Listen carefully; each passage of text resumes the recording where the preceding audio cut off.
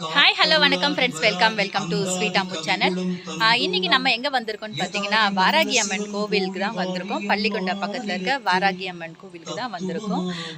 நான் வந்து எல்லா சாமியெல்லாம் பார்த்து கும்பிட்டுட்டு, இங்கே பாருங்கள் வாராகி அம்மன் கோவில் இது எல்லாமே வந்து நான் சாமியெல்லாம் கும்பிட்டுட்டு கடைசியாக நான் அங்கே வந்து ராகு பகவான் இருக்காங்க, அவங்களையும் பார்த்துட்டு இங்கே சைடில் வந்து வச்சுருக்காங்க. இந்த சாமிங்கெல்லாம் பார்த்துட்டு வந்துகிட்டே இருக்கும்போது இங்கே பாருங்கள், இவர் தான் வந்து கடைசியாக வந்து சாய்பாபா.